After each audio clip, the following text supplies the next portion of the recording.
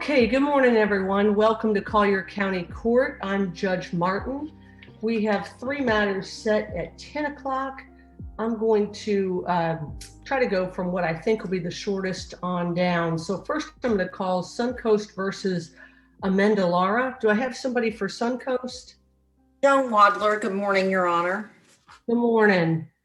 And do I have anyone for Ms. Amendolara?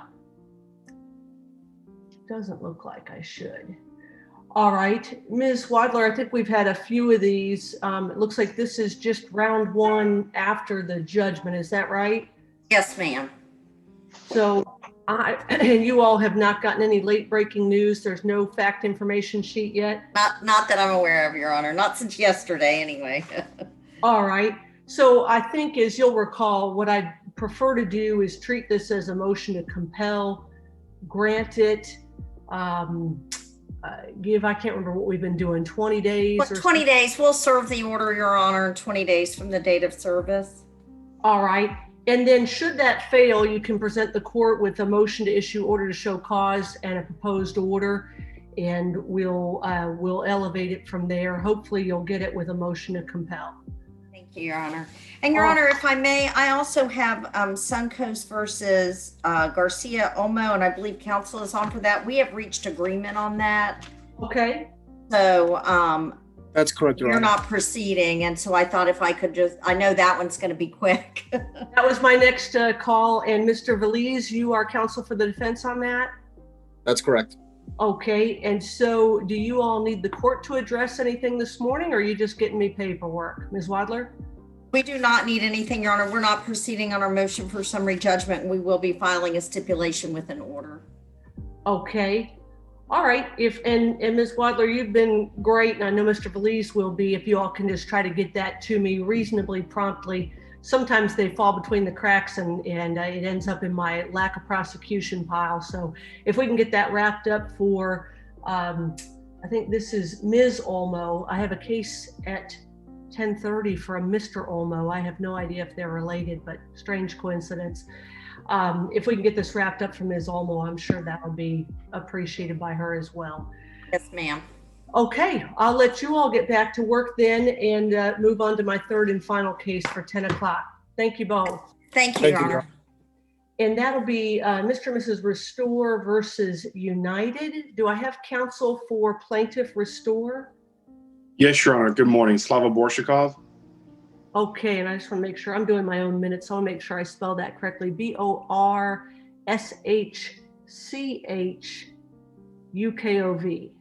Yes, Your Honor.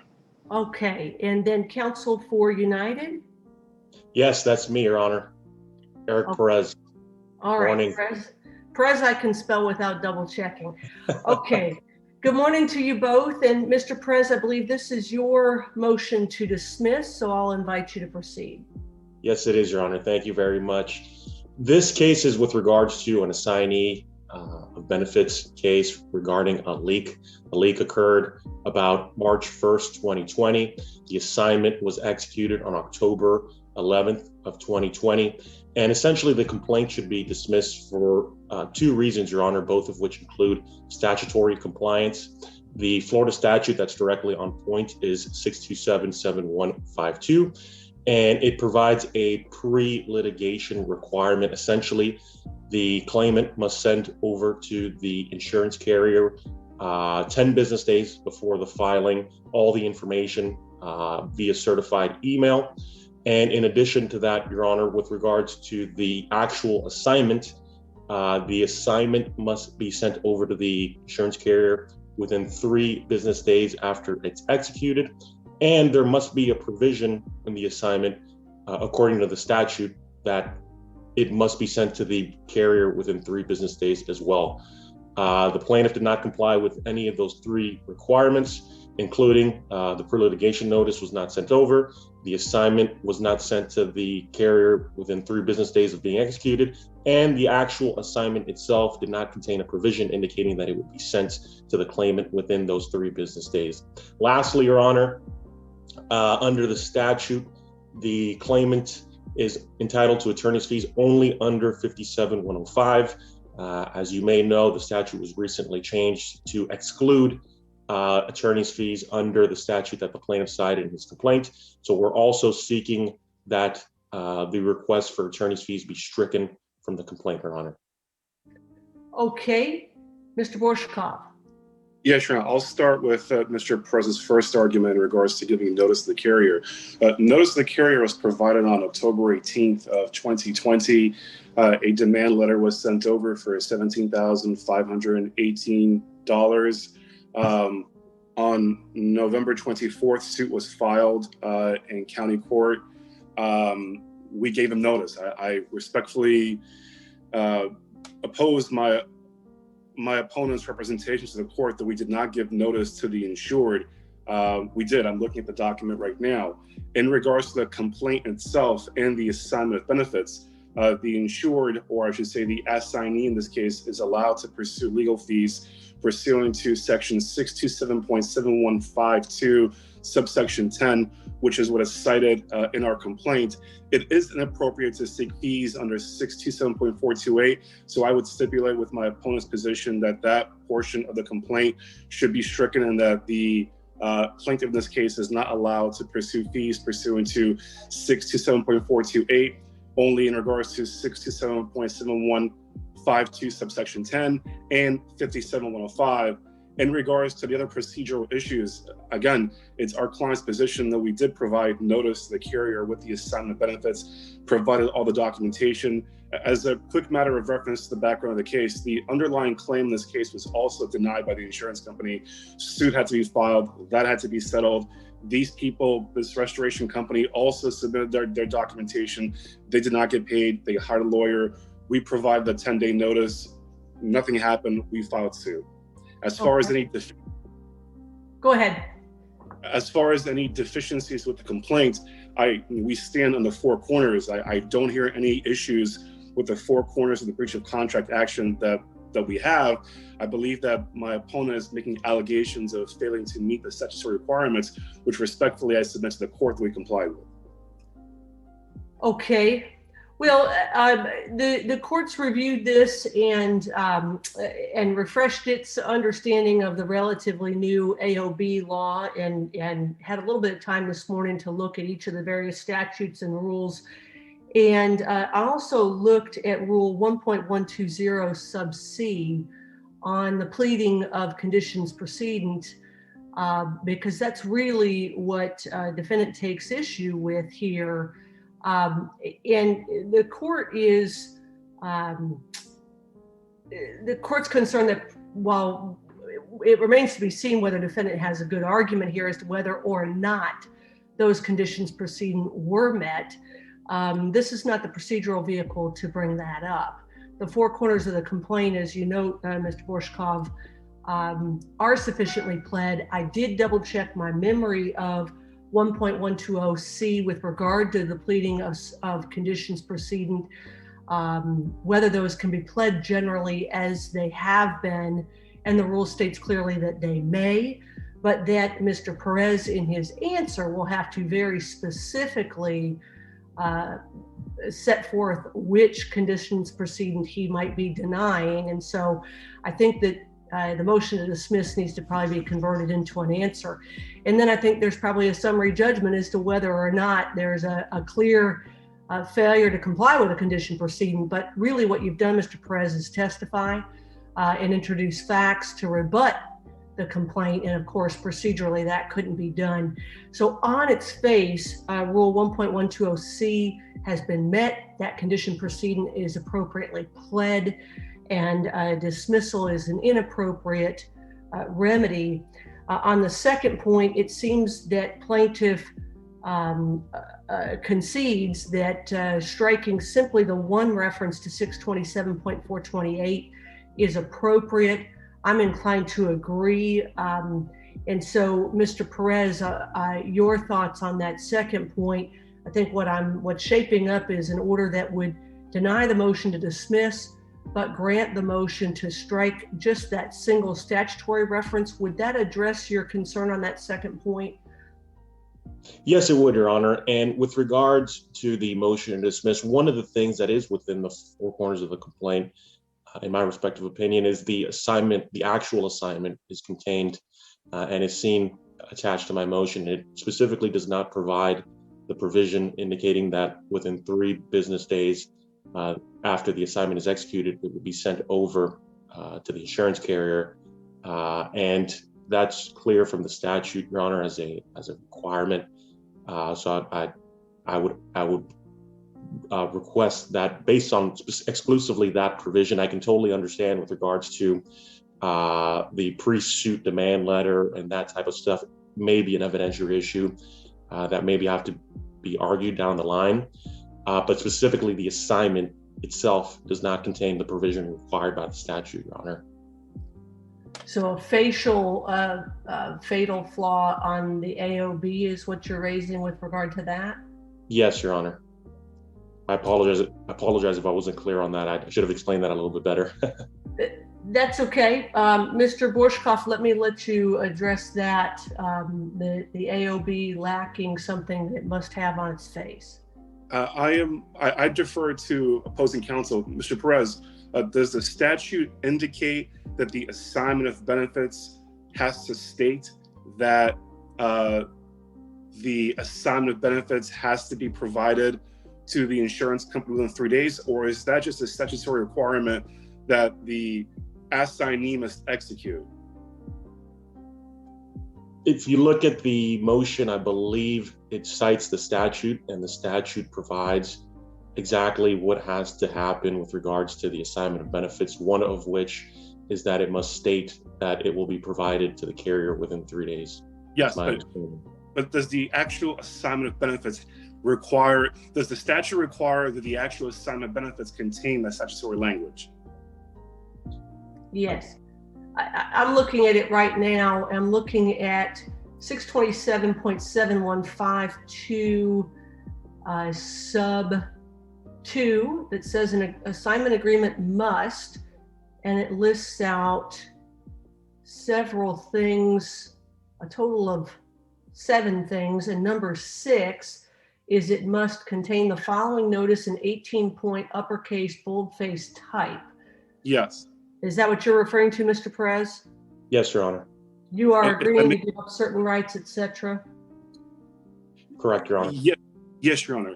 And I believe that 18-point font speaks to the rights that are being given up and such and such. And Your Honor can correct me, because I don't have internet access right now. I'm talking to my cell phone. Does the statute actually state that the assignment of benefits must state that the restoration company has to provide a copy of the assignment of benefits to the insurance company within 3 days or 3 business days?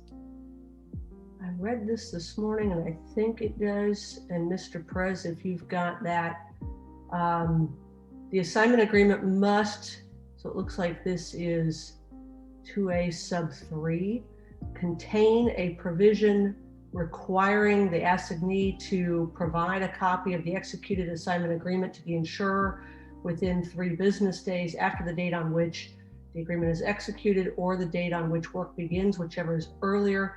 Delivery of the copy of the assignment agreement to the insurer may be made in one of 2 ways that are listed out. It does look like the 18-point font warning is actually in the AOB. I think I'm seeing that. Yes, Your Honor. But Mr. Perez, you may be raising that the AOB does not contain the required provision regarding the 3 days to serve. Is that what you're raising? That's what I'm raising, Your Honor. Your Honor, if indeed that is the case, then I believe Mr. Perez has to prevail on the motion to dismiss. I would ask for leave to amend so that I can cure this issue. And essentially what's going to happen is that the insureds are going to have to step into this lawsuit, and the assignment of benefits is going to have to be null and void. That's okay. It happens. But if that is the case, then I believe Mr. Perez has to prevail on the motion to dismiss, and the insureds are going to have to file a second lawsuit. Okay, Mr. Perez, your response to that proposal to concede the motion but grant leave to change the party? I agree in part, Your Honor. The motion to dismiss must be granted because the notice does not, the assignment doesn't comply with the statute, but I would disagree with the portion with regards to amending, Your Honor. Any amendments would be futile at this point. It would be impossible for the claimant here to comply with statute. It's simply too late according to the time requirements in the statute. So that would be our position, Your Honor. Respectfully, what would happen, Judge, is that the assignment benefits would be rescinded and the homeowners would have to file their own lawsuit. That's the only way they can pursue, because the homeowners are still on the hook for these invoices that they incurred from the services rendered to their house. So now the carrier is going to open themselves up to a second lawsuit from their own insureds, which is not the intention of the statute, but that's ultimately what happens in these cases where there's a deficiency in the assignment of benefits. The insureds have to step in and of the remediation company and continue with the lawsuit. So we would ask for the motion to dismiss to be granted and for leave to amend for the substitution of the plaintiff. Mr. Perez, does that clarify, and do you still object, or it sounds like the entire line of thinking of an AOB claim is going to be abandoned here, so it wouldn't be a matter of trying to go back and retag bases, but a complete switch of plaintiff to one that's not obviously requiring an AOB. Yeah, I understand what the plaintiff is arguing, Your Honor, and it makes sense. The issue here is statutory compliance. There essentially is no AOB at this point, but the issue in this case is, as plaintiff's counsel mentioned earlier, there was an underlying homeowner's claim, and that claim has been settled. I don't remember exactly what the release says off the top of my head, but it's possible that that claim has been released as well. So if the plaintiff's counsel would like to go ahead and substitute parties and include the homeowners, I just want to make the court aware that I could be potentially filing a motion to dismiss and attaching that release, indicating that there is no claim here that it was released. I just want to make the court aware of that, Your Honor. Okay. And I don't know then if Mr. Borshkoff, and I appreciate the parties sort of walking through this piece by piece for me, but if I grant the motion to dismiss with leave to amend, it may then moot that attorney's fees provision. Is that, am I tracking? Essentially, we're back to a first party suit like you see on a regular basis. That would be it. It would be the whole striking of the 62748 becomes a moot issue, Judge. You are correct. Mr. Perez, do you agree and we don't need the order to address anything about that motion to strike the fees because the whole thing's gone out with leave to amend, and it's going to be pretty well from scratch with a whole different theory of recovery? Yes, Your Honor, I agree. Okay. And I guess I would just add one other thing, Mr. Borshkov. I think everything's very thoroughly above board here, but I have not scrutinized every tiny line of that assignment. So when you have internet access, I'll ask you as quickly as possible, double check that. I'm comfortable with Mr. Perez's representation that the 3-day language is not in there, but Judge, if you will indulge me, I can just on my cell phone look up the statute. That's 6. I can tell you what the statute says. I just don't know if the assignment has that little provision tucked in it somewhere. Mr. Perez is indicating he doesn't see it in there in the assignment. I see the 18-point warning. It is in there as required, but the other statutory requirement of a provision requiring the assignee to provide a copy within 3 days. Mr. Perez indicated he didn't see that in there. So I just wanted to have somebody double check me on that.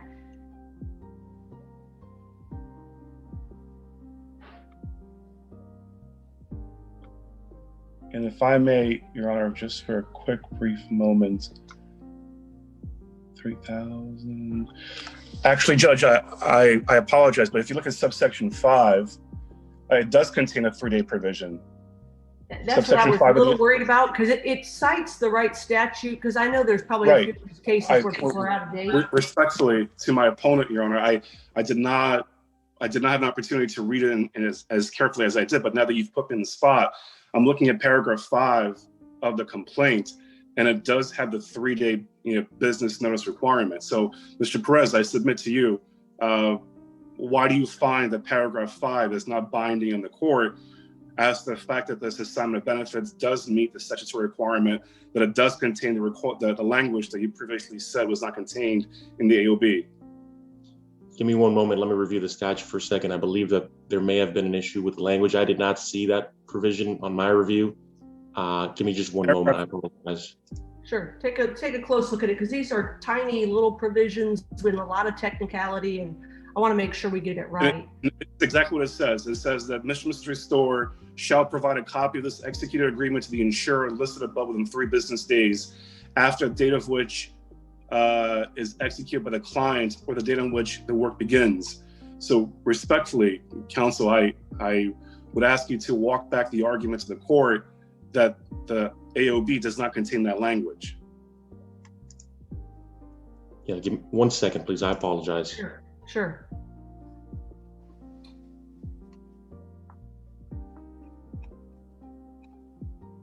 There's a lot of twists and turns in these things, so I just want to make sure we're right. Tiny letters, and usually all these agreements, they put in this, early on in July, August of 2019, they were still trying to figure out what needed to be incorporated. Now, they've all known what the language is, when it has to be signed, when it has to be submitted. I rarely see an issue that's, truly legitimate in that kind of sense.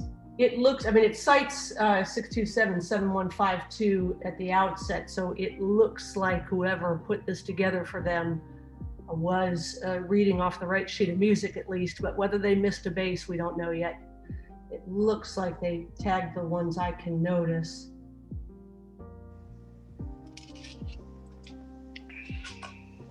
Yeah, Your Honor, in my review, it looks like it does comply with the statute. I really apologize. I did not see that portion of the language at this point.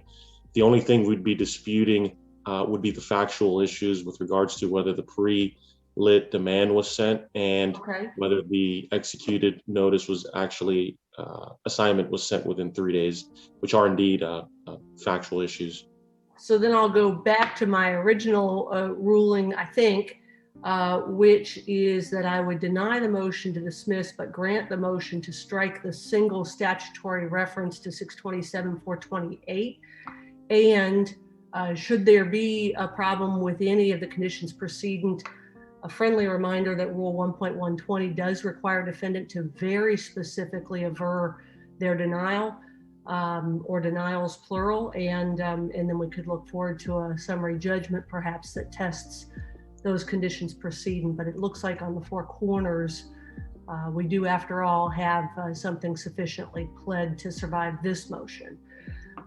So that would be my proposal. Any further comment or adjustment from you, Mr. Borshakov? Judge, Mr. Perez, how much time do you need to respond? I can do it in 10 days. That's fine, Judge. Okay. Anything else from you, Mr. Perez? No, that's all, Your Honor. Thank you very much. All right. Mr. Borshakov, as the prevailing party on the motion, I think I'll ask you if you would prepare a simple order, just run it by Mr. Perez, send it to my office in Word format, and we'll get it right back out to you. Understood. Thank you, Judge. Okay. Thank you both. Have a good day. You too, Your Honor. We'll be in recess until 10:30.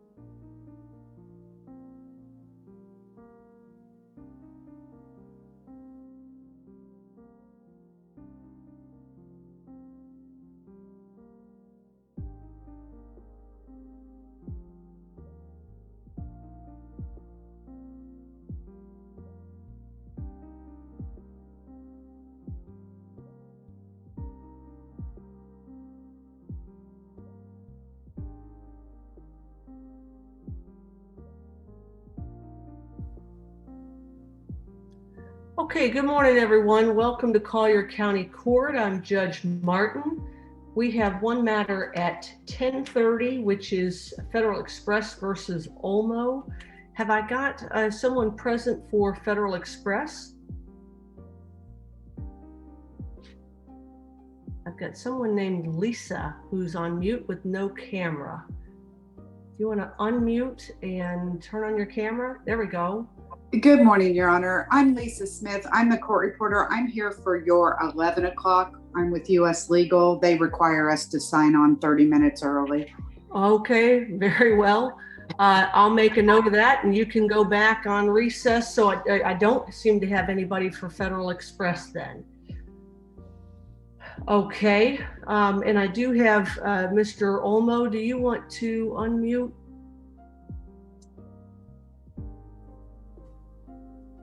Good morning, Your Honor. Good morning, Ms. Good morning. Out of curiosity, are you any relation to Yannette Garcia Olmo? No.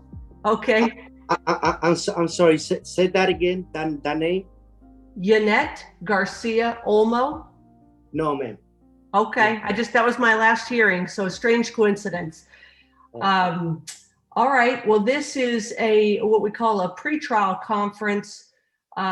Because your case, Federal Express has been suing you for shipping fees, and they have filed what's called a notice for trial, seeking an hour with the court to try that case. Today is not the trial, but today is the pretrial conference.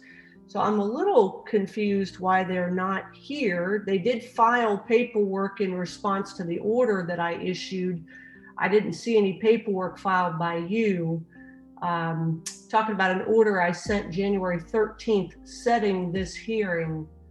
Yes. That required both sides to file any paperwork and notices and so forth. So I don't have anything from you in that regard, but I do have their pleading. I just don't have them present. So I'm confused. I see. Well, the case is still the same. It's the same as before. I am very confused about all this. I ordered, probably you remember this. I ordered something online and it's with eBay, 0 shipping. I received the item, no questions asked, like always.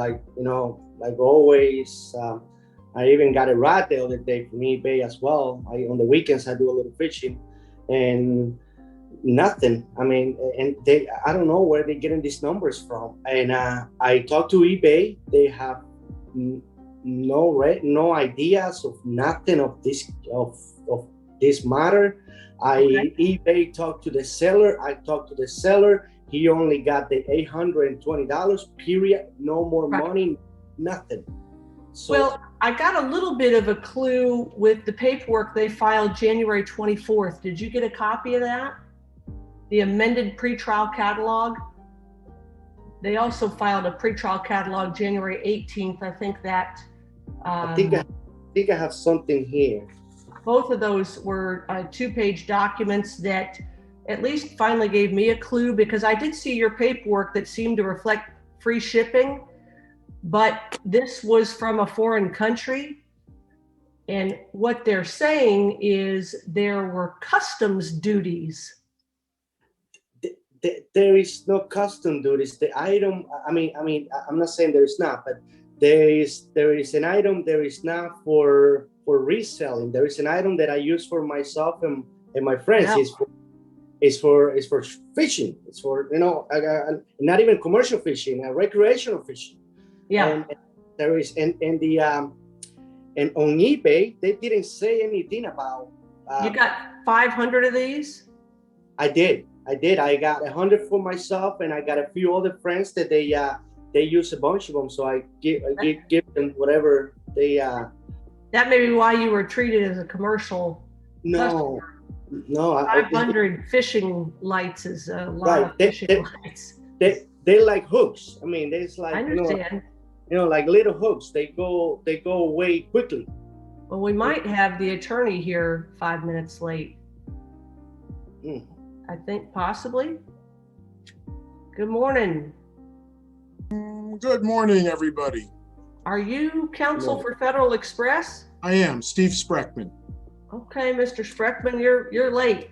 You know, Judge, I've been on the phone with your office for the last 10 minutes trying to get the Zoom information, which somehow it's probably my office's fault. We couldn't find it. And she said Okay. she sent it to our pleadings email, and we've been on the phone with her, just finally got it just now. Okay. All right. Well, good. I'm hopeful we can use this I time. just want to make sure you know I wasn't purposely late. I've been working with my secretary and my son, who's an attorney here. Okay. Well, at least you didn't try to tell me you were stuck in traffic, because that fortunately that's the only silver lining to our current circumstances, is we're not stuck in traffic anymore. But and I don't know if you guys saw the video that's going around the internet, but it's good that you're in human form and you're not a cat. Did you guys see this video? My IT director just walked by about 20 minutes ago and told me that some attorney was on a Zoom dressed with a filter as a cat. He goes, Yeah. don't do any filters. I said, I don't even know how to do a filter. I So- don't either, and I don't want to know, but I don't know if you saw that, Mr. Olmo. It's I don't normally find those things all that amusing as much as other people do, but it's really pretty funny. So yeah, go to YouTube and search for cat lawyer, and I will. that poor guy. All right, well, Mr. Spreckman, I was just starting to talk with Mr. Olmo to explain that you filed a notice for non-jury trial. And because I have a pro se defendant here, and there has been a little history of confusion, there's not a lot of paperwork here, I thought it might be useful for both sides to have a quick pretrial conference before both sides are actually sitting in the hot seat for a trial. And Mr. Spreckman, I cannot recall off the top of my head if you were the counsel with me. We had a prior hearing. It was my son, April. It was your son? Ryan Spreckman. Okay, because all I put in my minutes is Mr. Spreckman. So actually I had Mr. Perez, it looks like. Yeah, Josh Perez was an associate here. He's no longer here. Okay, it was May 19th. We had a situation, and I couldn't figure out what the process was. You all sued Mr. Olmo. He didn't answer, but rather than just send me, get a default from the clerk and send me a judgment like you normally do, you all scheduled a hearing requesting a default and a judgment, which Yes, then Judge. prompted Mr. Olmo to file some paperwork, which I construed as an answer.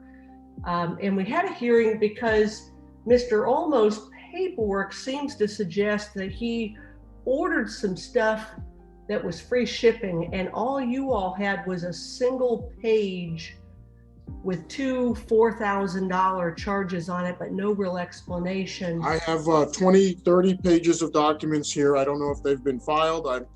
No. I believe these are duties and taxes that Well, FedEx. I gathered that from your pretrial conference disclosure compliance, and I was just starting to say to Mr. Olmo, I was trying to confirm that he got that 2-page. There was an original January 18 and an amended January 24 that for the first time seems to suggest these were customs fees and duties. And so I don't think there was any mention of that in the complaint, just that they were charges under a FedEx agreement. But in any event, maybe you've got more paperwork. Your disclosure references it, but have you provided it to Mr. Olmo, or has he requested it? I don't know, Judge. I have to ask my son. Let's see here. Let me see if we did a notice of filing. And the reason we do set it for hearing, when we have communication with a defendant, even though we're entitled to a default, we feel it's ethically correct that we have to set it for hearing after that. So if we have settlement negotiations, we always set it for hearing after that, Okay. because we don't think it's right just to ex parte them. And that's fine. I guess those must have been verbal, because there was nothing in the court file. Of course, if he'd emailed you or something, you would have done a notice of filing on that.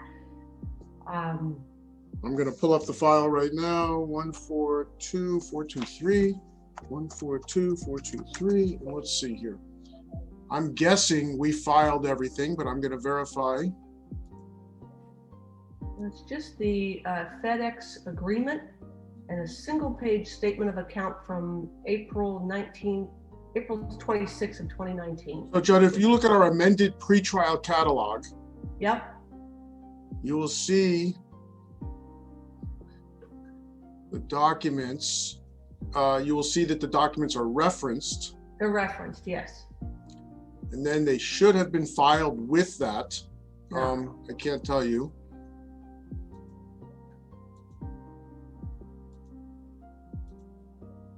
No, I don't have any of those documents, just the references. So we're getting closer. Mr. Olmo, do you have those? I'm just going to ask someone. Hold on one second. Ms. George Martin, if I may. Hang on just one second till the attorney's back, then I'll be happy to hear from you. Okay.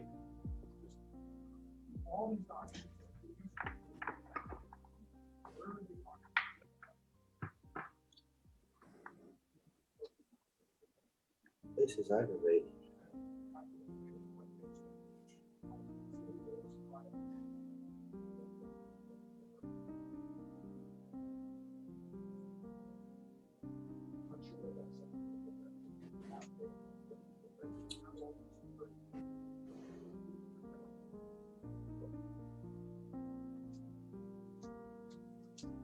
Okay, I'm sorry. Go ahead, Mr.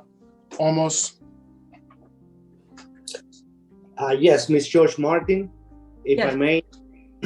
Yes, when I bought the item from eBay, they didn't say anything about customs, about taxes, about fee. And if the item is worth $820, how come the taxes are 10 times more than what the item is worth?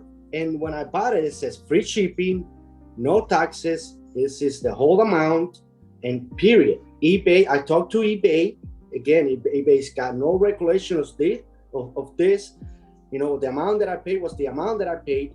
And eBay talked to the seller. The seller is still active, is still selling the stuff on eBay. He said that that was what he received, and period. No more, no customs, no shipping. And the item was an item from China, very, very cheap item. It's like fishing hooks, even though it's a little quantity, but it's like a little fishing hook, you know. Let me ask you a question.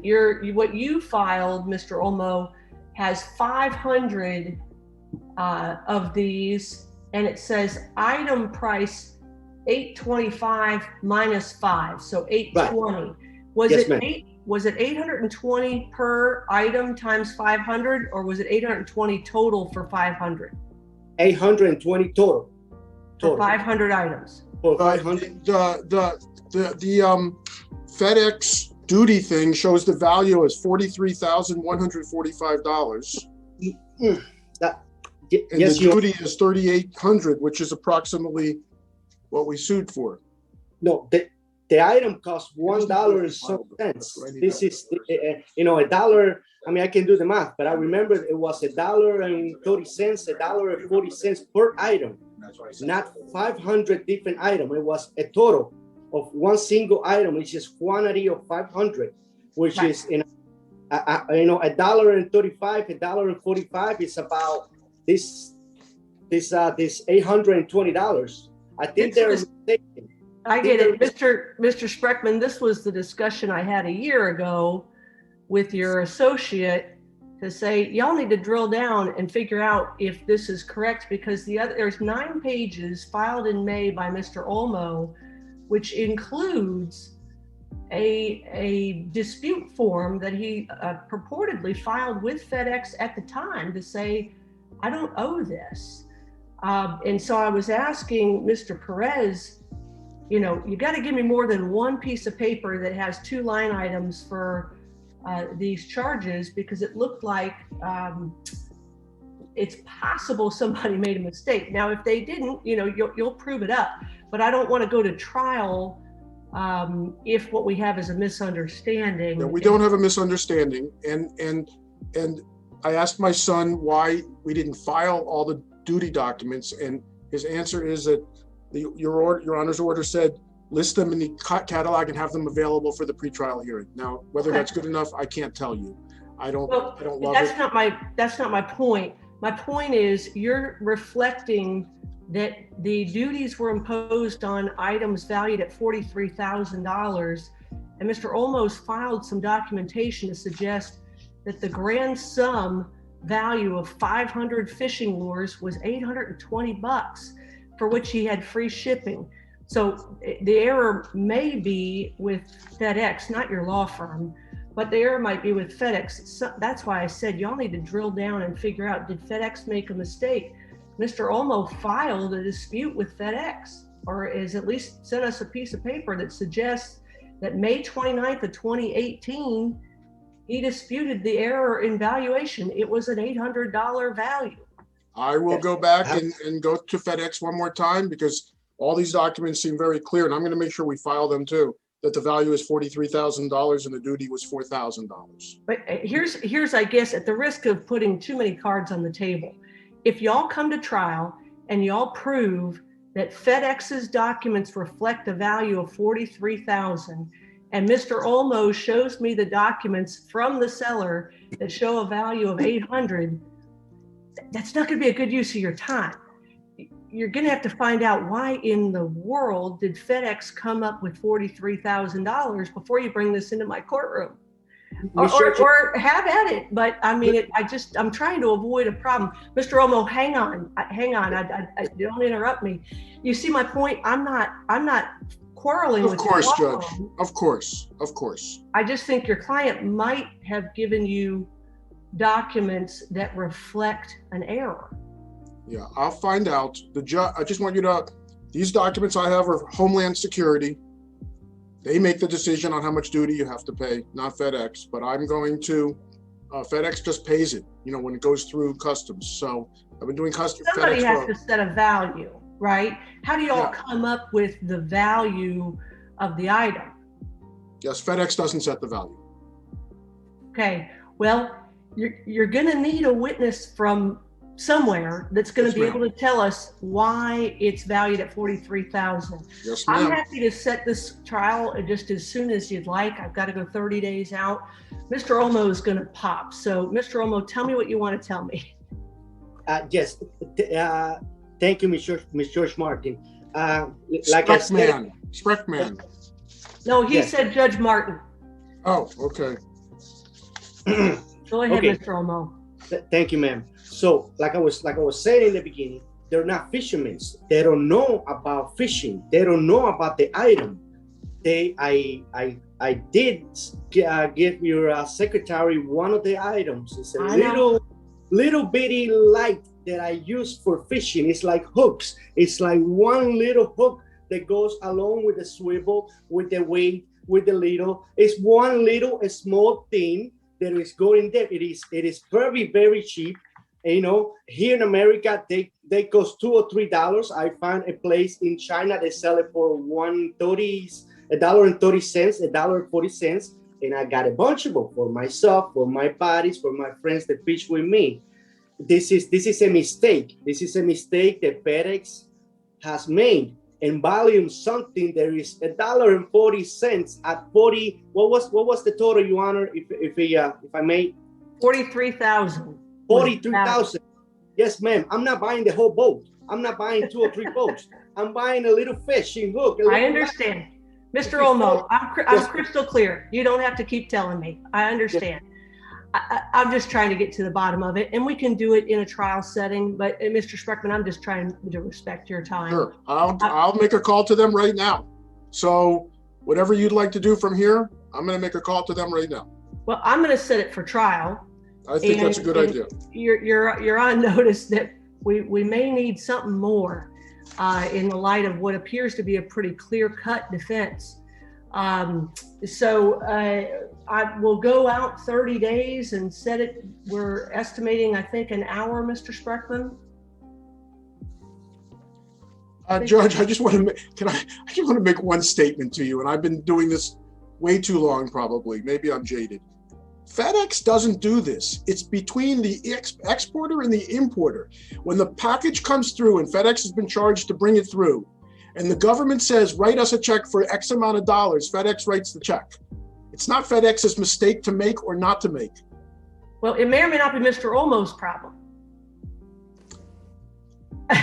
It is Mr. Olmos's problem, and it's Mr. Olmos's problem to deal with the government. Now, I may not convince you of that, and I get that, but that's the way it works. I understand. I understand enough about shipping.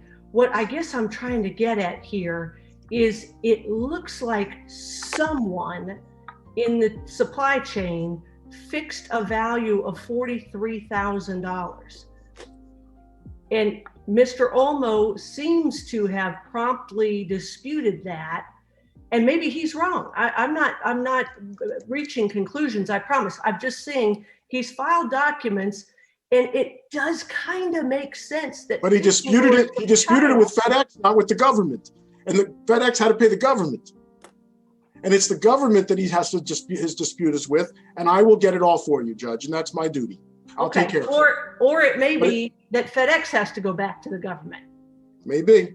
I don't know, but I'm just trying to get to the bottom of something. He's filed paperwork that says he made a contract to buy something for $820 and free shipping. And now he's being sued for $8,000. I think you're talking, I just, with all due respect, Judge, and I get everything you're saying, and I don't want to say it the wrong way, you're complaining to the wrong party. When if you bought something from China today, and you said, FedEx, ship it for me, and a duty gets on it of $1 million, and FedEx has to pay it to bring it in for you, it's not FedEx's issue. It's between the shipper and the recipient, and they have to go get it fixed, not the transporter, not FedEx. Anyhow, that's my story. I'm going to go back and get to the bottom of it one way or another. Okay. It's your lawsuit, not mine. But I just, if it was something that was a misunderstanding, I wanted to get to the bottom of it. Of course, I'm going to do that right away. Mr. Olmo, if you got something that you want to say that's different from what you've said, go ahead. If you just want to repeat what you've already told me, I don't need you to. Yes, ma'am. So I contacted long ago. I believe it was in 2018 2018, actually twice, November 19, 2018. And I contact them as well. I contact the Florida Department of Revenue and Tax Administration to see if I own any taxes, to see if I own any money, just to pay it. And no, I do not own nothing. I have a letter here to prove it. I have 2 letters from the same lady. I have been speaking with the same lady. There is no taxes, no letters. And taxes again, is a different issue. Right. Taxes are not what we're talking about here. Just wanted to bring up Go ahead. Right, one more thing. In December, I have an email from FedEx that says, we took his dispute and we sent it to Customs, and Customs said they needed more documentation from him. They never got it, and they closed the dispute. I never received any. I'm just telling you, it's a different. It's between him and Customs to fix the dispute. We paid it. Okay. All right. Well, let's set it for trial. We're going to look at a date in March. Mr. Olmo, you may want to speak to an attorney to make sure that you're right about this, because don't misunderstand me. I don't know if you're right. I'm just trying to make sure Mr. Spreckman is up to speed on what you filed so far. Just want to make sure. I want you all to know I'm going to go and take the next hour and try to get information and get back to you, Mr. Olmos. That'd be great, because this is an old lawsuit that's just been hanging out there. Yes, Miss George Martin, and I appreciate the advice to get an attorney, but I believe that what I did was totally right. I didn't. That doesn't matter, Mr. Olmo. That has nothing to do with it. I understand, ma'am. I understand. There's a lot of people who were right who are sitting in jail, and there's a lot of people who were right who are sitting with big judgments against them. Mr. Olmo, I'm not going to keep having this conversation. Okay, we're past the point of anything being productive. I've got another hearing I've got to get to. I just need to get you a trial date. You may be right, but you might still lose if you don't understand the law and if you don't understand how this all works. Mr. Spreckman is making some arguments. He might be right. And so you need to think about the possibility that even if you're right, you might need a lawyer's help in order to demonstrate that successfully in court. Okay? People who get lawyers all the time, it's not just because they're wrong and they need help. It may be because they're right and they need help. Okay? This thing's dragged on for 2 years and you haven't gotten it over with yet. It's getting set for a trial. At the trial, I'm going to make a decision that's going to be final, and there won't be any going back later to say, well, gosh, I wish I would have gotten an attorney because I could have addressed their evidence if I just had the right legal assistance. There won't be any do-overs. So if you want to get advice, get it now. I'm looking at Monday, March 22nd as a possible date for this. Let me just double check that on both of my calendars.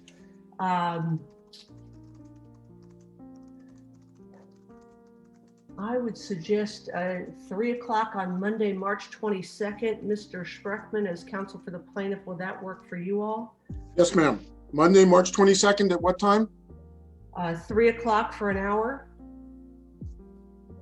Yes, ma'am. I'll take care of it from this end. Mr. Olmo, does that time and date work for you? Well, yes, ma'am. Like it's not making me work right now. I have to took off from work, but you know, if we have to do it, I believe that we have to do it. I believe that I believe that I'm right, and I believe that sure. Okay. Well, I'm not sure I can help you. If you work the same hours I do, then at one point or another, you're going to have to take off work to do this trial. Yes, ma'am. Okay. All right, well, let's set it there, and that's going to be the absolute final day that I'm going to have this case. I'm going to make a decision one way or the other. So whatever witnesses, evidence, legal advice, etc., either side needs, bring it together, do your investigation, get prepared, and I will hear from you on March 22nd at 3 o'clock. Okay, the court will do that notice. Mr. Olmo, go ahead. Can I bring some of my fishing buddies? I don't see where in the world that would be remotely relevant, which is why it might be a good idea to talk to an attorney who can explain to you what evidence is relevant and what evidence is not relevant, and what strategy might be useful here in trying to defend this case. Look, I've asked Mr. Spreckman some tough questions, but please be clear. He might be 100% right in what his answers have been. It might be that a mistake was made, but it's not FedEx's problem, and you do owe FedEx this money. I don't know that yet. It might be that the problem was made by someone else, and you're going to have to sue the somebody else in order to get the $8,000 back after you paid FedEx. They might be right here, okay? Understand that, and please take this seriously. It's an $8,000 claim that right now, I don't know who's right.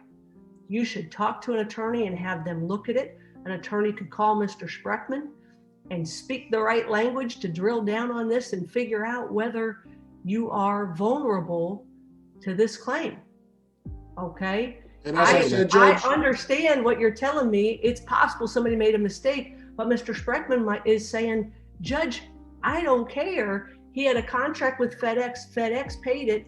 He's going to have to sue somebody else who made the mistake on up the chain. He might be right about that. Okay? So I'm going to work on it right now. Mr. Spreckman, go ahead. As I told you, I'm going to work on it right now. So I already emailed him. As soon as I get off the phone, I'm calling, and I'm going to get answers for him and get right back to him.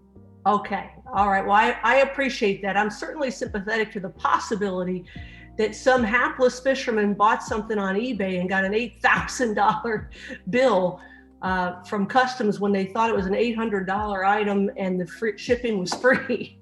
So I appreciate your help on that, Mr. Spreckman. You got it. You got it. Mr. Thank you, Olmo, everybody. take it seriously. It is possible that this is a valid claim against you. I'll see everybody on March 22nd at 3 o'clock for trial. Very good. Thank you, Judge. Thank you, Mr. Olmos. Okay, good luck. Thank you. All right. Give me just 1 second. We're about 1 minute early for my next hearing, so let me get that open. Can I go now? You may, sir. You're all set. Thank you. This case, no matter what it is, can't possibly be as exciting. A case about $800 worth of fishing lures from China that cost $8,000 in customs fees. So I'm sorry, guys, whatever you've got for me, it's not going to be as good as that. All right, this is going to be, if I'm saying it correctly, Eskelson v. United. Okay.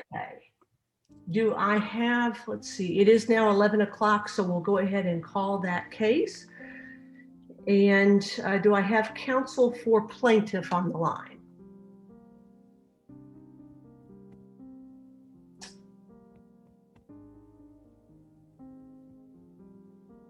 Hello, is this thing on? Your Honor, Catherine Thompson on behalf of the defendant. I do not see Mr. Cassidy on behalf of the plaintiff. Here he is, 11:01. Apparently folks are having troubles. My judicial assistant's just been blown up this morning. Okay, Mr. Cassidy, you're counsel for the plaintiff Eskelson? Yes, good morning, Your Honor. Good morning, Cassady? That's correct, Your Honor. Okay, and I have Ms. Thompson, no P. I do my own minutes, so I try to get these right.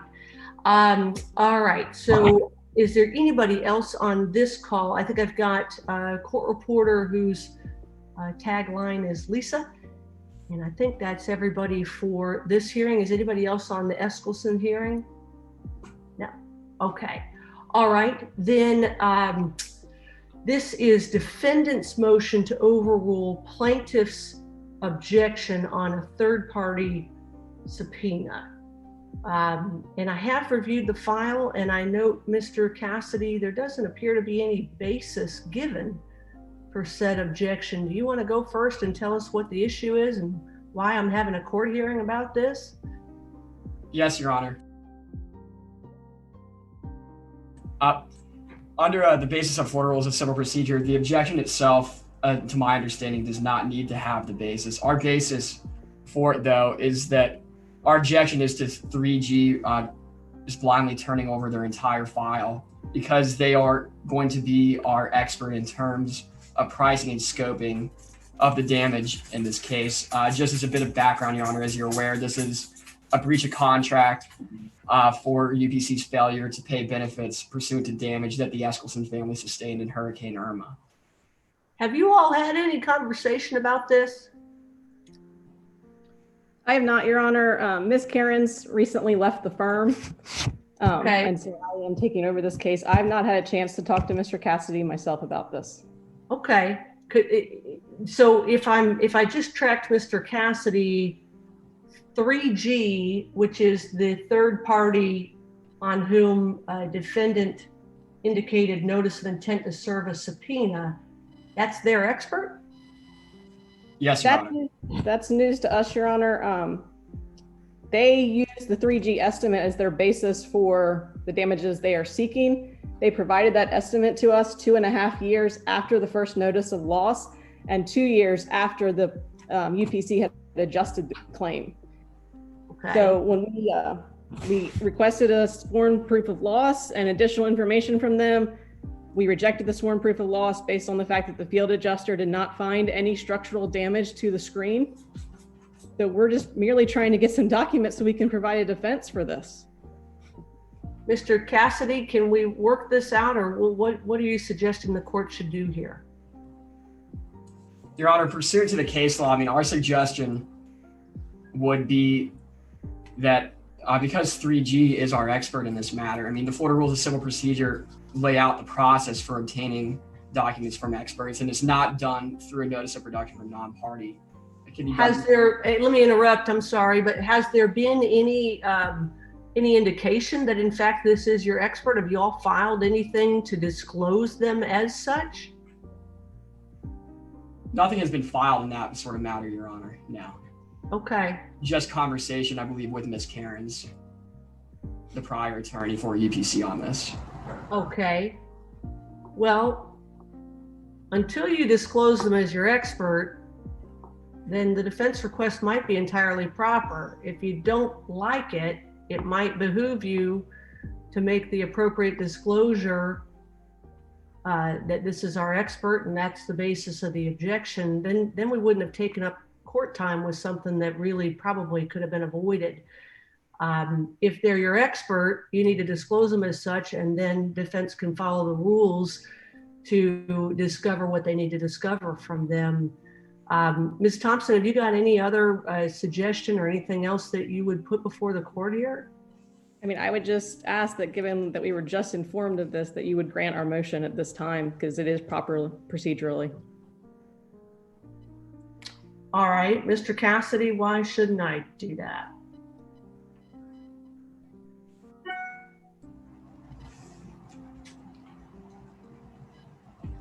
Sorry, Your Honor, I think I was having an audio issue. Okay, yeah, I couldn't hear you. Yes, Your Honor.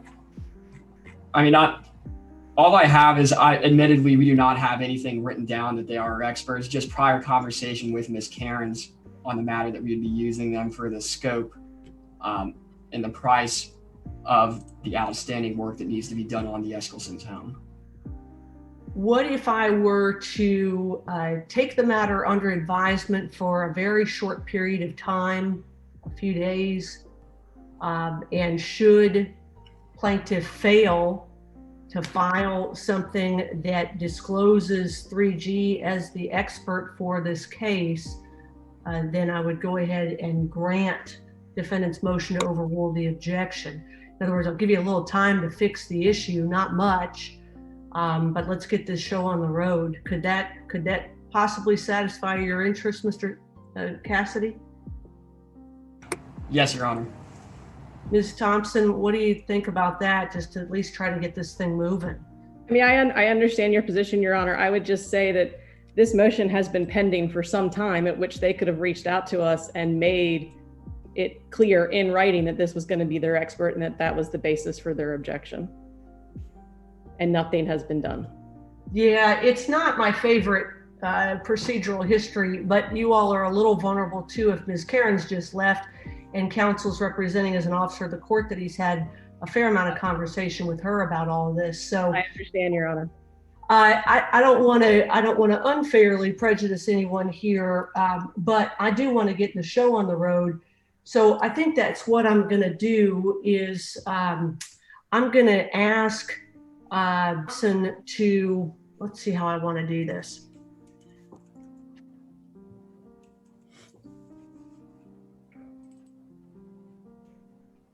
I think maybe the best way to do it is I'm going to ask you each to send me an order. I'll ask Ms. Thompson to send me an order that grants her motion to overrule the objection and directs, clears the way for the 3G subpoena. And Mr. Cassidy can send me an order that denies defendant's motion because plaintiff has filed notice that 3G is going to serve as their expert for this case, and therefore the expert discovery rules apply. And I will, I think, Mr. Cassidy, I'm looking at a pretty short period of time to let you fix the oversight here on disclosing the expert. What do you believe is a reasonable amount of time for you to get that done? Your Honor, you could have that done this afternoon. Okay. That was my thought was I give you 24, 48 hours, and if it's not done, I enter the order that Ms. Thompson sends me. And Ms. Thompson, if you want to save some labor, maybe you wait 24 hours before you bother to make the order. I don't want to waste your time, but I think that's fair. I'll take it under advisement for 24 hours, and Mr. Cassidy, you'll get me an order that takes your position and denies defendant's motion because you've timely complied. And Ms. Thompson, if you see they haven't timely complied, shoot it on over. I'm just looking for an order in Word format to my assistant, which I can execute pretty instantaneously. Is that anything else to clarify or that you might wish to adjust about that, Mr. Cassidy? No, Your Honor, I have nothing further to add. Thank you. Okay. So it's a two-step process for you, Mr. Cassidy, a disclosure of the expert and an order that denies this motion. And if I don't have both of those in 24 hours, Ms. Thompson can send me an order that pushes me to overrule your objection and disclose this stuff. So please don't just do the first part and disclose the expert and forget to get me an order. I'd like the order that memorializes that you have prevailed on this particular motion because you complied timely. Yes, Your Honor. Ms. Thompson, anything else that you would chip in here? No, Your Honor. Thank you. Okay, let's try to keep this thing moving then, guys. I'll look forward to all of that from Mr. Cassidy. Wish both sides good luck. We'll be here if you need us. Thank you. May I be dismissed? You may. Thank you. Thank you. Thank you, Your Honor. Okay, and then I have a second matter at 11 o'clock, which is Duarte versus Nolder. And give me just 1 second before we start that, just to flesh out my notes here.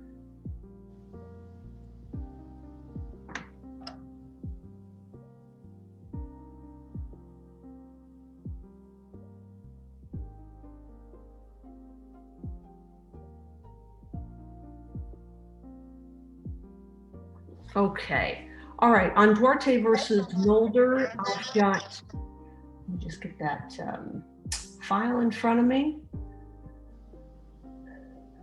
Okay. Mr. Zonas, you're representing the plaintiff, and this is your motion. Is that correct? Yes, Your Honor. James Zonas, on behalf by Fernando Duarte. I had the pleasure of speaking with Ms. Manatoni, who's representing the tenants at this time. I think she's agreeing to the amendment to the complaint for eviction.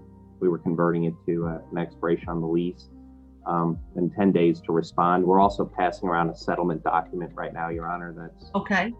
Very close to the end of this case. It seems like it will allow the family to move out within a reasonable time and I think satisfies most of our clients' concerns. So we just couldn't get it done. Ms. Manatoni worked hard yesterday. We worked hard this morning, but okay. She's kind of a late arrival. So I think the amendment's okay. And then I can send an order to the court, but we may not need it as we anticipate a settlement within the next 7 days. It's Mantoni, correct? Oh, you're on mute. Or you don't have audio. Okay.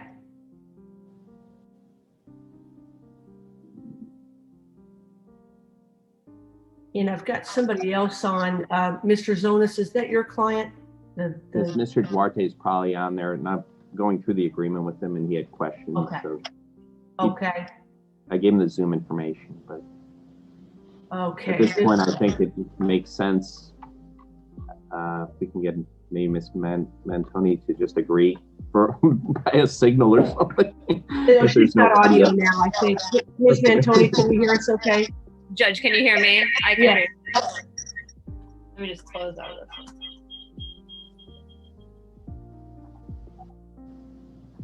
If you just mute the speaker on the one, you'll be okay with the mic on the other. Are we good? Sure. Okay. I don't think you can see me, but I can hear you. And my apologies, new laptop, and no matter how many times I try to fix it, I can't get the audio to work on that. So I have this other laptop as a backup. But yes, Mr. Zonas is correct. We are at the tail end of finalizing a settlement. The only thing I would request, just in case, could I have 15 days to respond instead of 10? But again, I don't anticipate it being an issue. We're on track to settle this. Okay. No objection, Your Honor. That's fine. All right.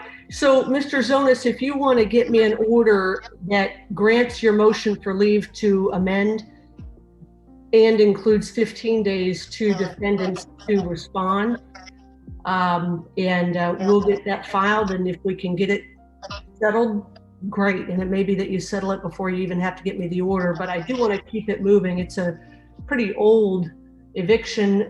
You're probably mindful that there's a lot of money in the court registry here. So I imagine that plaintiff's going to want disbursement of that. There's just under $6,000 in the court registry. So if we can get this wrapped up for both sides, I'm sure that'll be a welcome development. I wish you both good luck on that. Mr. Zonas, anything else I need to address today? No, Your Honor. Ms. Mantoni? No, Your Honor. Thank you. Okay. Thank you. Have a Good pleasant luck, day. everybody. Thank you. Thank you. And that will, we'll go in recess until 11:30.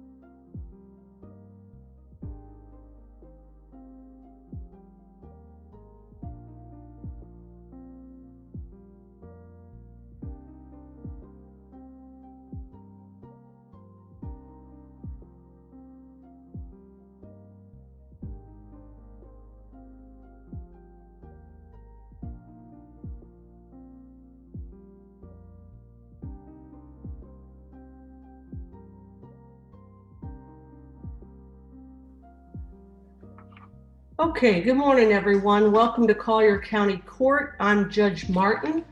We have a matter set for 11:30, which is Dadone versus Amador. I believe I have Ms. Dadone present and Ms. Amador present, and I've got Mr. Agostino. Are you involved in this case, sir? Your Honor, I've been asked by Ms. Dadone to not to represent her, but to be her interpreter in this action. Okay, so you'll be interpreting between English and Spanish? Italian. Italian, okay. Well, that's gonna be tricky, but we can do it. Okay, all right, so it's Mr. Agostino.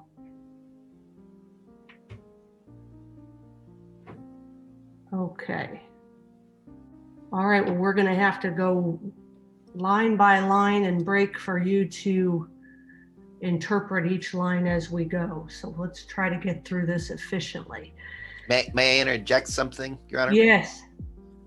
Speaking with Ms. Dadone previously, I think what she was misunderstanding was if her complaint is a complaint for eviction and damages, or No. if it's a complaint just for damages. No, it's a complaint just for eviction. Okay, so she's under understanding that both elements were present, and if both elements are present, I think that's going to simplify this if I can explain that to her, that this is just for an eviction. The eviction is moot if the tenant has moved out. She can file for damages, but then she has to file that as a separate action. At this point, correct. Oh, okay, I think because that's what she asked me to interpret, and I looked over the docket, and she and I had a discussion the other day, but I'd like to explain that to her if I could. Please do, go ahead. Okay. Buongiorno, signora. You're on mute. Yeah. Se puoi premere quel bottone per... Ok. Mi ascolta? Benissimo. Ok. Allora, il giudice ha detto che nello stato di Florida che questa causa non è come lo stato di Indiana, dove è diviso in due parti, cioè un parte per mandare fuori l'inquilino e l'altra parte per avere i danni o fare pagare l'inquilino per l'affitto. Ha detto che la forma di questa causa era solo per mandare fuori l'inquilino. If Judge, if I could explain to you what I said to her, I said, good morning. Let me explain to you that this is a bit different from Indiana. She had previously property here in Indiana, and in Indiana, the complaint for the eviction and the damages are in one form and one cause. And so that even if the tenant moves out, you recover the damages. I explained to her that the proceeding today is just a proceeding for the eviction. And then I'll continue in Italian if I may. Okay. Allora, so, se lo scopo di questa causa oggi è solamente, come ha detto il giudice, è solamente per mandare fuori l'inquilino. Allora questo è già deciso. E per avere la somma per l'affitto bisogna cominciare un'altra causa solo per quello fatto. E il giudice non ha il potere di dare una somma per l'affitto in questa causa perché non è parte di quella causa. So I explained to her that in this case, in this court, the judge, you don't have power to award her monetary damages for the rent. That this is just a cause for eviction, and then if she wants to obtain monetary damages for the rent, then under Florida law, she's going to have to file another cause. Yes, that's basically correct. Are you, Mr. Agostino, a Florida attorney or not? I'm an Indiana attorney. I acted as her Indiana attorney when she was here in Indiana. She called me and asked me to interpret in this case. I can't act as legal counsel in this case. I pulled up the docket online, looked it over, discussed it with her. Okay. And that's my sole role, is just to interpret in this case. I'm okay with that. What happened is that last time we made an agreement that because Ms. Amador had moved out, that the case would be dismissed as long as she returned the keys. Ms. Amador, did you return the keys like I requested? Oh, you're still on.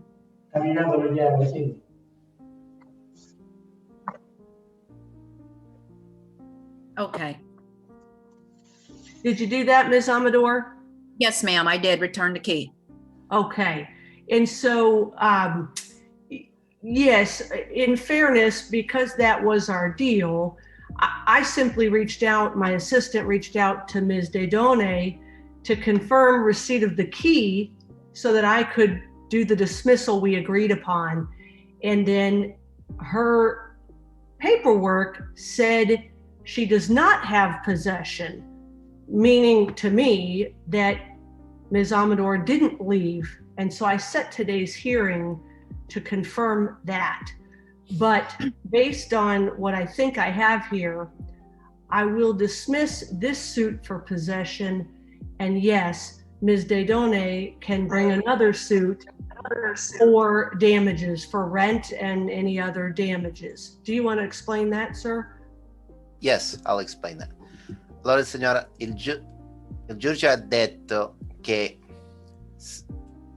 perché l'inquilino ha ritornato la chiave, la questione di possessione è tutto risolto oggi, cioè che l'inquilino è andato via, allora è finito questa parte della causa. Per avere tutti i danni per pagare l'affitto bisogna cominciare un'altra causa solo per quello danni, cioè che non ha pagato l'affitto e le bollette per acqua.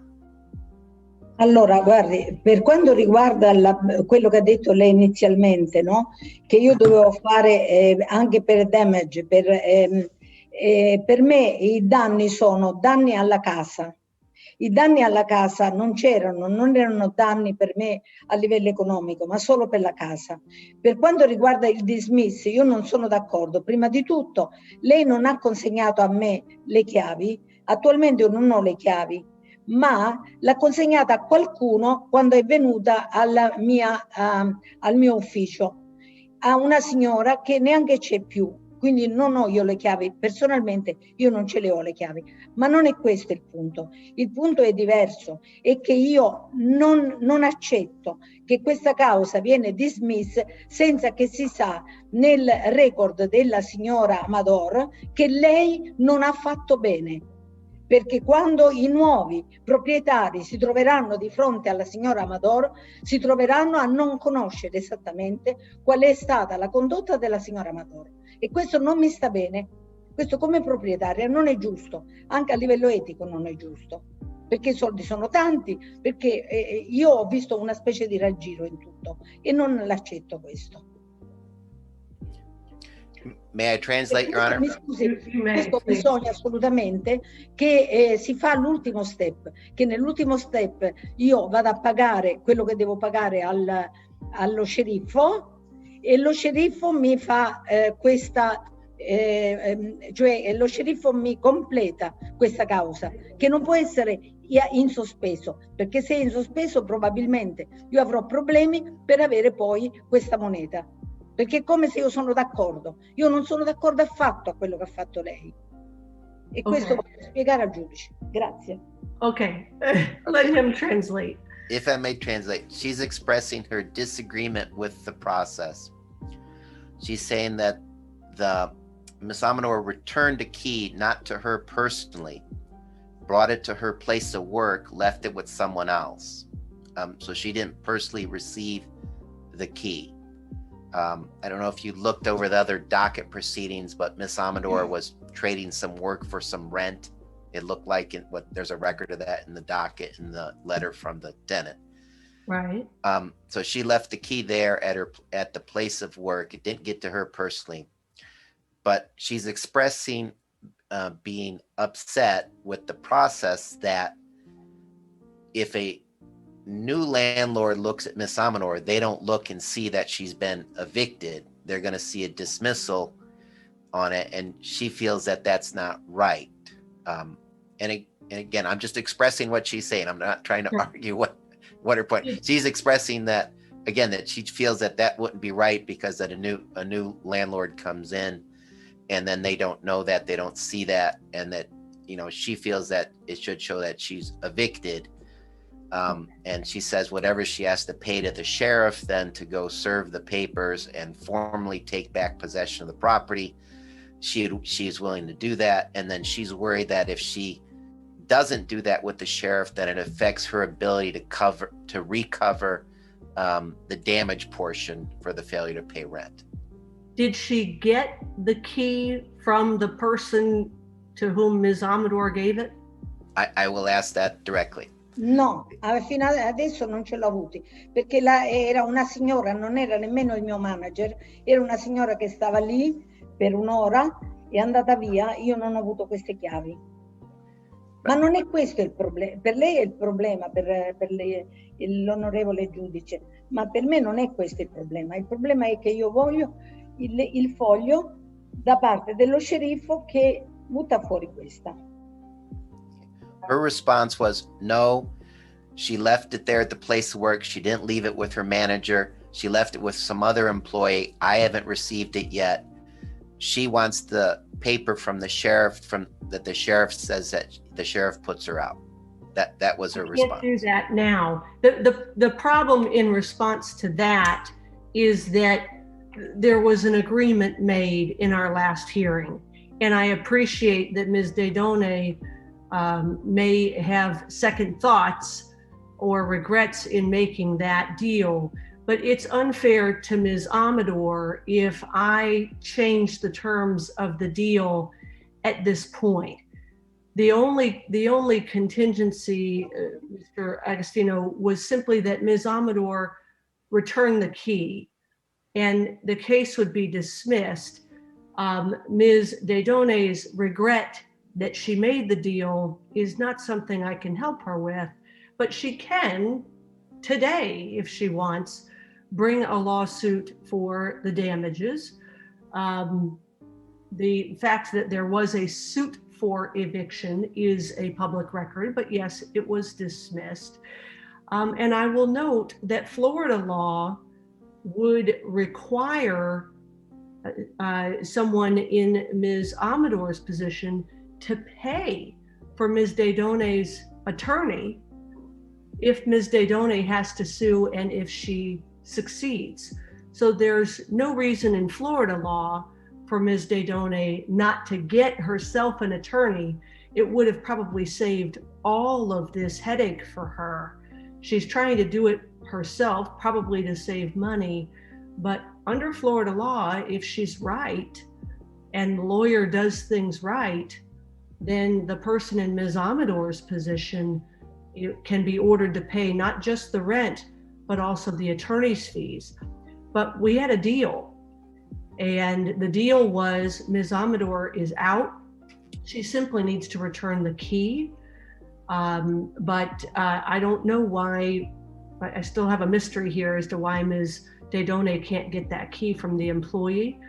But if she wants to get other relief at this point, she'll simply have to just bring a new lawsuit. I won't be getting the sheriff involved in this old lawsuit because this lawsuit is closed. So Ms. Amador, hold your thought for a moment. Mr. Agostino, would you just repeat that? And then I need to know, why hasn't she gotten this key from this other employee? Ok, I'll translate.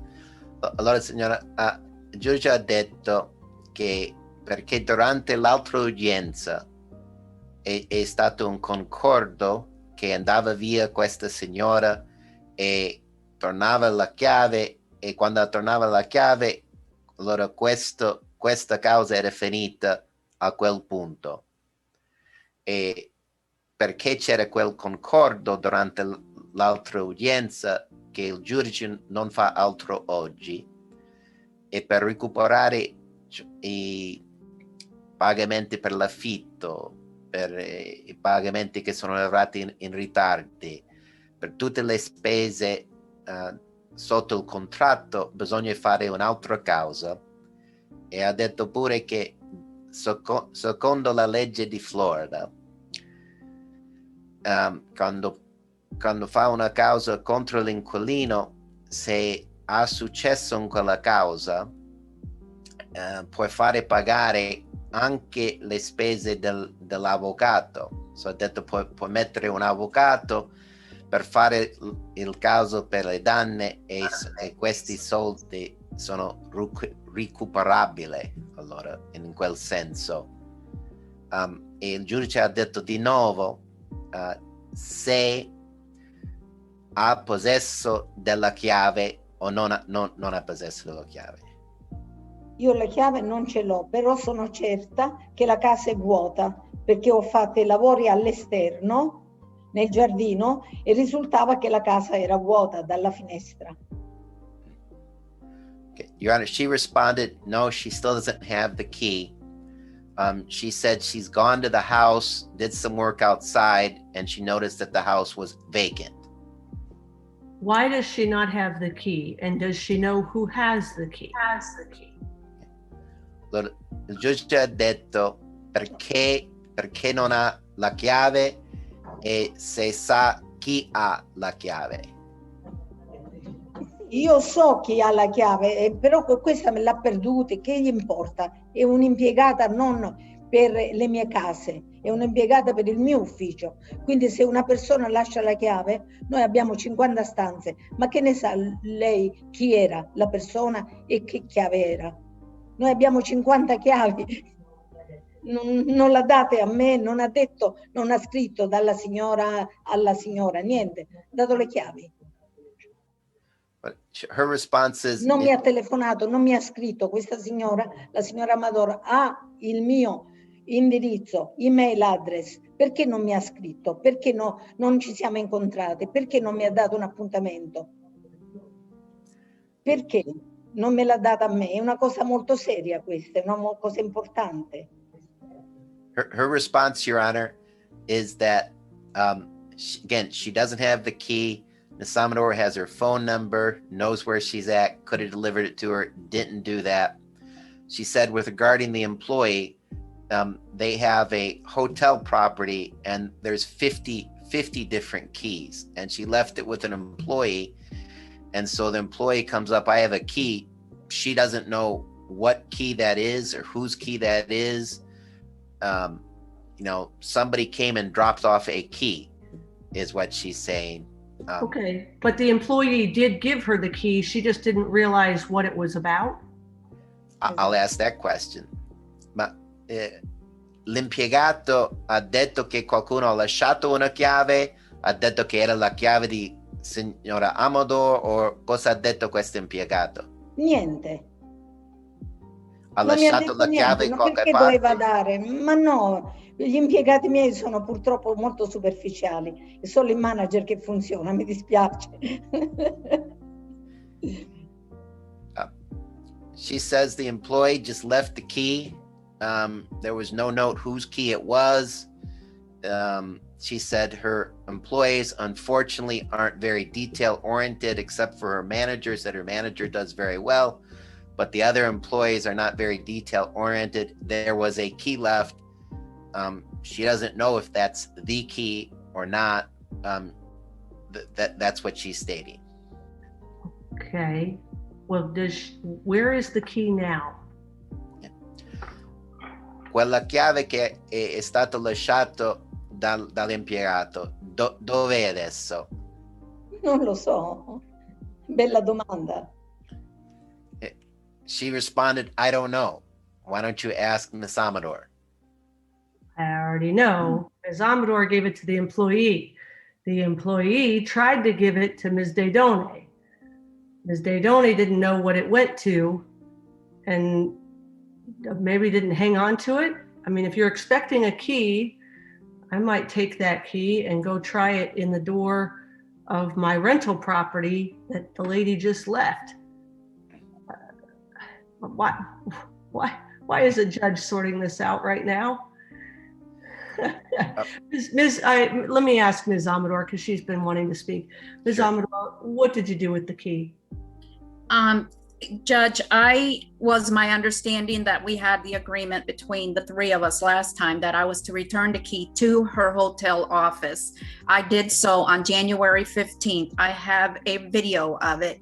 I walked up to the window because of COVID, there's only a window, and I handed it to her employee saying that I was court ordered by judge to return this key, and it had a note on it.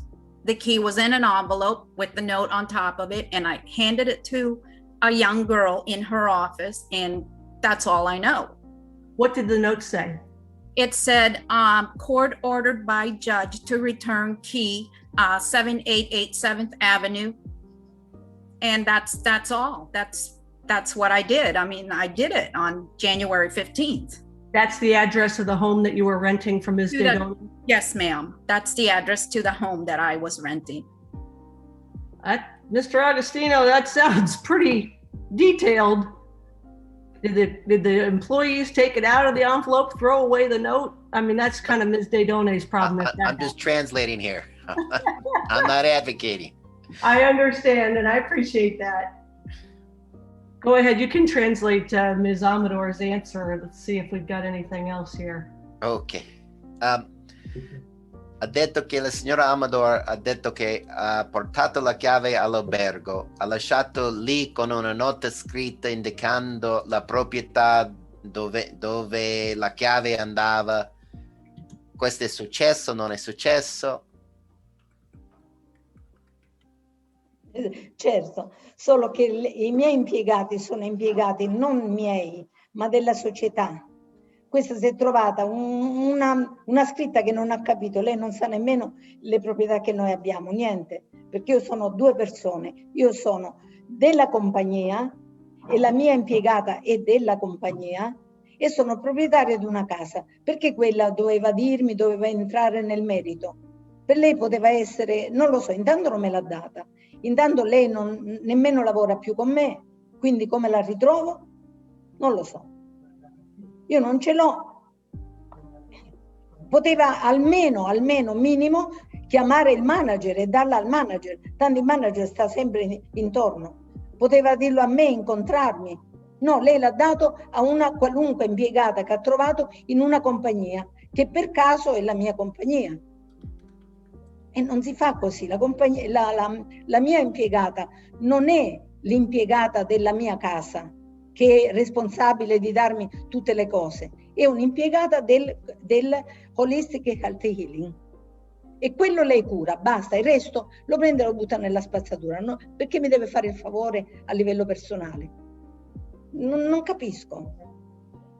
Okay, may I translate? Yes, sir. So she's saying she doesn't understand. She left it with somebody that, that's her business, her company. She still doesn't understand why she didn't contact her personally and let her know what was going on. She doesn't have possession of the key. She doesn't know what the employee may have done with the key. But it seems clear from what's going on that, this part of this is over. Does she have an address to serve Miss Amador? She doesn't understand. She wants to just go forward. Okay. Well, that's what I'm going to do. I'm going to conclude the hearing. I'm satisfied that Ms. Amador took reasonable steps to get that key back to Ms. Dayton. That was, I'm understanding the place of business in an envelope, a key with a note that should have been more than sufficient. And just because there may have been other ways to do that does not mean that I'm going to keep this lawsuit open. So I'm going to dismiss it. I find that Ms. Amador has complied with her side of the agreement. This case will be closed, but Ms. Dayton may bring a suit for the outstanding rent and go forward in that regard. And again, anything having to do with an eviction or damages or back rent, Florida law does provide that whichever party, Ms. Amador or Ms. Dedone, whoever wins that, if they use an attorney, the other side will have to pay their attorney. So I recommend that if there is more litigation, that both sides consider consulting an attorney. Ms. Amador may qualify for legal aid, and they represent people in these cases all the time. And they win some of them, and they get the landlords to pay the legal aid attorney's fees. So that is a law of which I simply advise both sides that is out there. There is no reason, if you're right, there is no reason not to get an attorney because when you win, then the other side will be obligated to reimburse that. So I'll let you translate all of that, Mr. Agostino, but I'm going to go ahead and go in recess. You all don't need me anymore. I'll keep the line open while you translate, but I'm going to rule. Your Honor, I think she did have that other question she asked. Where does she serve Ms. Amador? She's going to have to figure that out. That's not part of this proceeding, and I give up my neutrality if I start asking Ms. Amador to respond to things in response to a court order. So she can proceed with that. She's in the same boat that every other landlord is in at this point, and she can use legal process to do that. So I'm going to take a recess. You all are free to speak, but I need to prepare for my next hearing. This case will be dismissed pursuant to the agreement. Ms. Amador, did you have a question? I just wanted to know if I need to stay on too, Judge, or should I just take off? You do not unless you want to talk to the other side. Okay, thank you, ma'am. Okay, that'll conclude this part of the hearing. I understand more may be coming. Please just think about consulting attorneys so that maybe you can save some of the frustration here. Good luck to both sides. Thank you, Your Honor.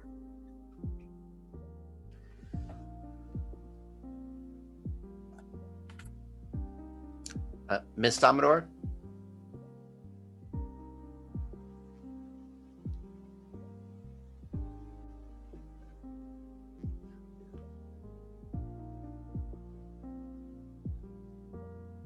Sì? Ecco, ci siamo? Sì, ma pare che la signora Amador non c'è. Pare che è andata via, sì. Il giudice ha detto che la questione della possessione quella è finito, cioè la proprietà è nel suo possesso è finito così. Ho capito. E per avere i danni, buongiorno. Buongiorno. E per avere il pagamento per l'affitto che è pagato in ritardo, bisogna cominciare un'altra causa secondo la legge di Florida. Sì, ho capito. Quando lei ha domandato ma l'indirizzo della signora Amador non ce l'abbiamo, non importa? Signora Amador non ha risposto e il giudice non ha detto che non si intermette a far sapere dov'è. Ah, ecco. Non si intromette, ok. Va bene, grazie Suo Onore. Prego, prego. C'è altro? No. Ok, buona giornata allora. Grazie.